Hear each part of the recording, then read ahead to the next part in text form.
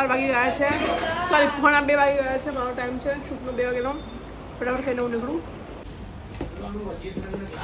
Guys તો હું આવી ગઈ છું શૂટમાં. રસ્તામાં મેં કંઈ વ્લોગ શૂટ કર્યો નથી અને આજે મેકઅપ કર્યો છે મારો નિશાએ.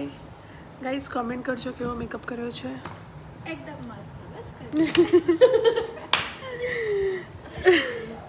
જ્યાં શૂટમાં આવું છું એની ઉપર એક વાસણની દુકાન છે, ત્યાંથી અમે લોકોએ લીધી છે ચમચીઓ, પછી મિક્સચર, ડબ્બો લીધો છે મેં જોજો દે ને મારું કંઈક ખાવા પીવાનું પેક કરવા માટે.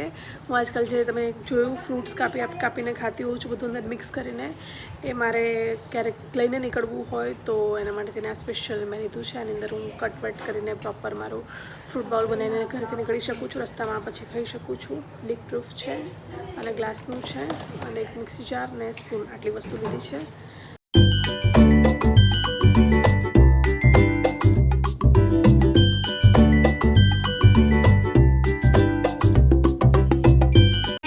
રાતના 10:15 વાગ્યા છે અને હું છું લિફ્ટમાં ઘરે પહોંચી રહી છું. અને મેકઅપ કરીને મેં નિશાને ઘરે મોકલી દીધી હતી અને પછી મારું બીજી જગ્યાએ શૂટ હતું ત્યાં મેં થોડું ટચઅપ કરી લીધું અને ચાલી ગયું. થાકીને ખુશ થઈ ગઈ છું. સવારે નીકળી છું, સવારે નહીં પણ 1 વાગ્યાની આસપાસની ઘરેથી નીકળેલી છું. તો હવે પહોંચું ઘરે અને મળીએ આપણે કાલે, કેમ કે આજે તો કંઈ બ્લોગમાં નીકળ્યું છે નહીં વધારે, કેમ કે શૂટમાં હું ત્યારે હું એટલા લોડમાં હોઉં છું તો ભૂલી જાઉં છું બ્લોગ શૂટ કરવાનું. હાય ગાઈસ, તો બીજા દિવસની સાંજ થઈ ગઈ છે અને ખબર નહીં આ બ્લોગ કેટલા દિવસ સુધી ચાલશે, પણ આજે આપણે ખતમ કરી દઈએ આ બ્લોગને.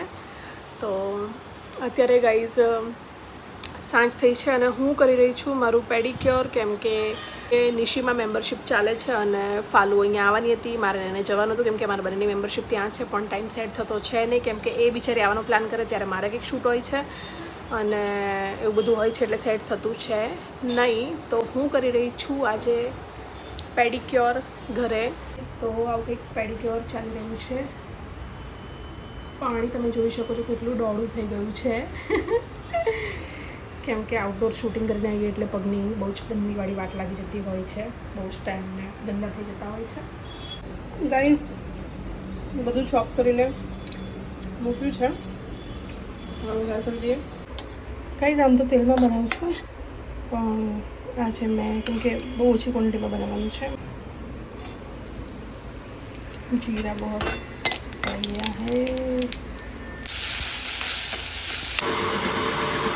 થઈ ગઈ છે પિંક અને બળવાની ફૂલ કગારમાં છે.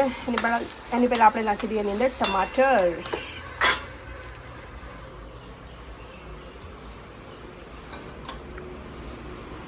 इसमें चले गए हैं हमारे प्यारे प्यारे लजीज लबाबदार टोमेटो.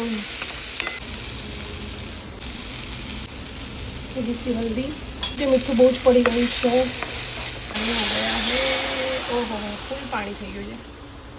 અરે રે એનું કાઢીને આપણે ગાડી પેસ્ટ કરી દઈશું કેમ કે આવું પાલક પનીર કોણ ખાશે.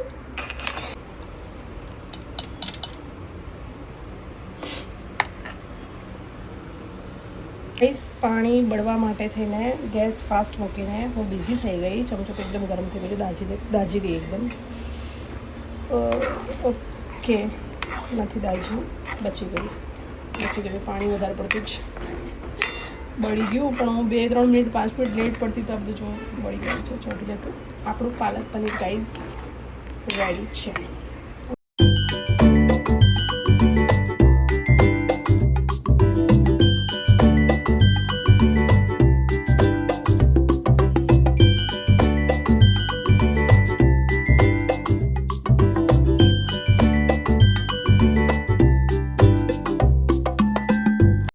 ગાઈઝ આની અંદર આપણે નાખ્યું છે આપણું ઓલિવ ઓઇલ. ખતમ કરવાની વાત છે, થોડું યાર પછી નાખીશું એક બાજુ બીજી બાજુ કૂક કરવામાં, એટલે આ બોટલ ફેંકી દેવાય. ઓકે, તો આવી રીતે આપણે આલુ ટૂંક હોય ને એવી રીતે આલુ ટૂંક આ શું કહેવાય અરબીને છીલીને પછી હાથથી આવી રીતે મેશ કર્યું છે. હવે આને શેલો ફ્રાય કરી લઈશું. ઓકે, તેલ हो गया है गाइस, अभी डालते हैं एक एक करके.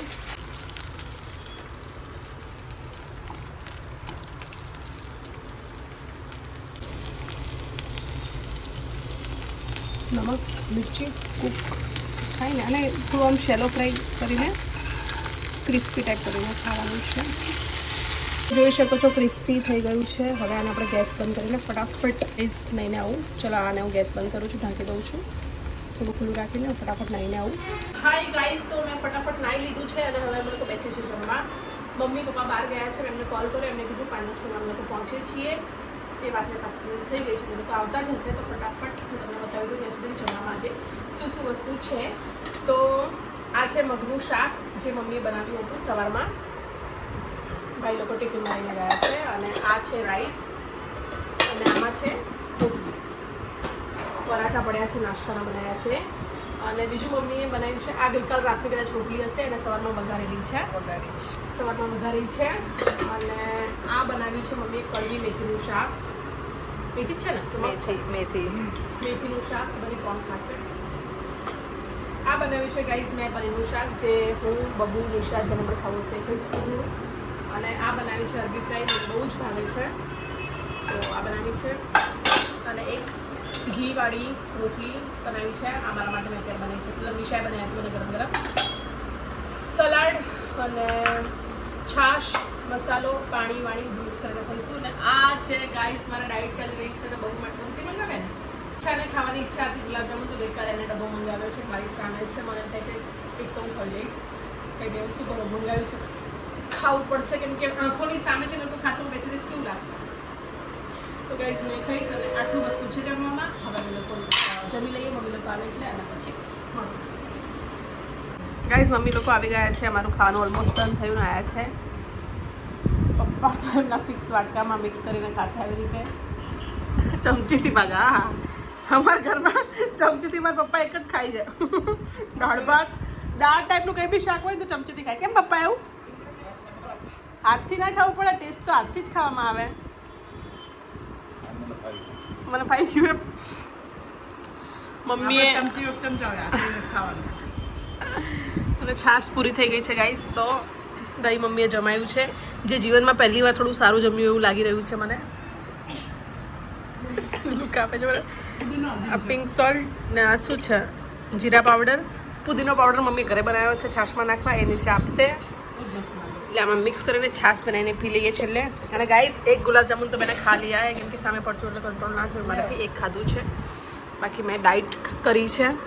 બહુ જ લિમિટેડ રાઈસ, એક જ રોટલીવાળું ખાધું છે જમવાનું. इसमें है गाइस पुदीनो सुकीन मम्मी बनाया है पाउडर, જે છાશમાં નાખીને પીએ તો બહુ મજા આવે છે. ખાના ખા કે મેં વહીં લોટ ગઈ હું અને બહુ માટે આપણે એક ફ્રૂટ મંગાવ્યું છે. બહુનું ફેવરેટ છે. તમને હું પૂછીશ કે બહુ તારા માટે એક સરપ્રાઈઝ છે, તારું ફેવરેટ ફ્રૂટ કયું છે?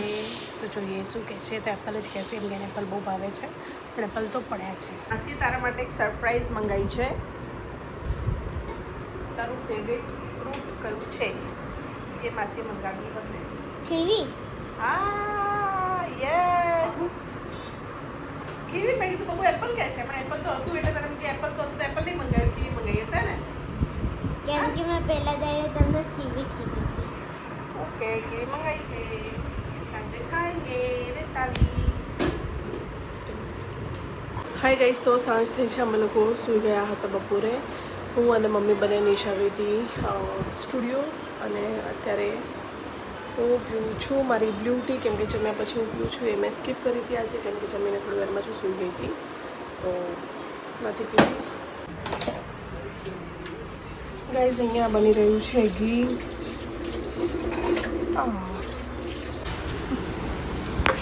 આ શું આપી બેટા તે મને? કીવી. આ કીવી છે? અલે આઈ ડોન્ટ કીવી. બાપુ ચીકુ ને કીવીમાં ખબર ના પડી બેટા તને? છૂટકા ફેંકી દેજે.